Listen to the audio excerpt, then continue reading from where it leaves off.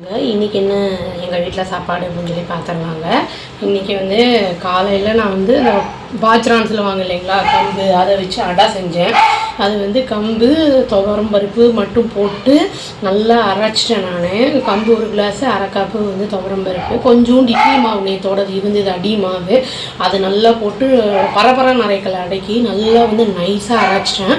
நேற்று அரைச்சி வச்சது இன்றைக்கி நல்லா ஃபர்மெண்ட் ஆகிருந்தது. தோசை மாதிரி பண்ணிட்டேன். குண்டு குண்டாக பண்ண மாட்டேன் எப்போவுமே அடைய.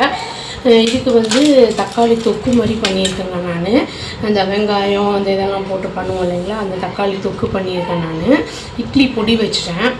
மத்தியானத்துக்கு வந்து அந்த தக்காளி தொக்கையே வச்சு சாதமாக வச்சுட்டேன். குக்கரில் வந்து வேக வச்சு அப்புறம் வந்து அதை வந்து சாதம் மாதிரி பண்ணிட்டேன். நான் இது ஒரு வித டேஸ்ட்டாக இருக்கும், நல்லாயிருக்கும்.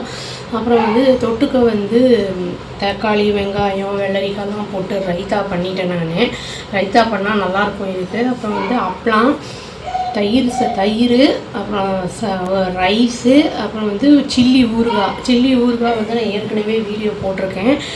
அதுவும் வந்து நான் வீடியோவில் கொடுக்குறேங்க, ஐ கார்டு கொடுக்குறேன்.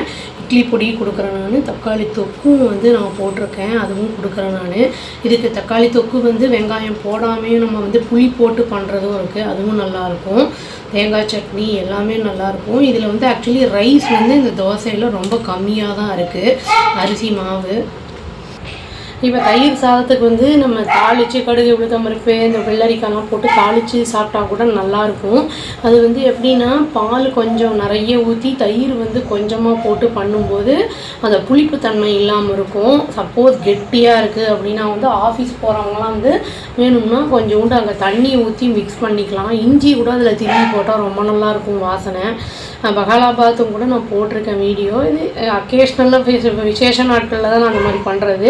சாதாரண நாட்களில் வெயில் காலத்துலலாம் இந்த மாதிரி வெள்ளரிக்காயெல்லாம் போட்டு பண்ணுவோம். நாங்கள் உடம்புக்கு நல்லா குளிர்ச்சி தரும். சில பேருக்கு வந்து அதுவுமே ஒத்துக்காது அப்படிங்கிறவங்க வந்து அவாய்ட் பண்ணிடலாம். இல்லாட்டி 1 பீஸ் 2 பீஸ் சும்மா அப்படியே வந்து பெப்பர் உப்பு போட்டு சாப்பிட்லாம், அது ஒரு வித டேஸ்ட்டாக இருக்கும். இந்த தொக்கு வந்து நம்ம வெறும் தோசைக்கு மட்டும் இல்லை, இட்லிக்கு சப்பாத்திக்கு இந்த மாதிரி வந்து எல்லாத்துக்குமே தொட்டு சாப்பிட்லாம்.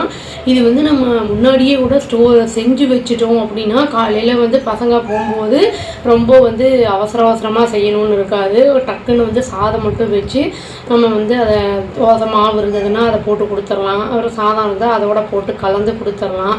பட் கையில் வந்து தொடக்கூடாது. கையில் தொட்டோம்னா அது ஒரு மாதிரி ஊசி போன மாதிரி ஆயிடும். இது தாங்க எங்கள் லஞ்ச் மெனு இன்னைக்கு. அவ்வளோதான். Thank you. Please do like, share and subscribe our channel and click the all option and tap the bell icon. Thank you.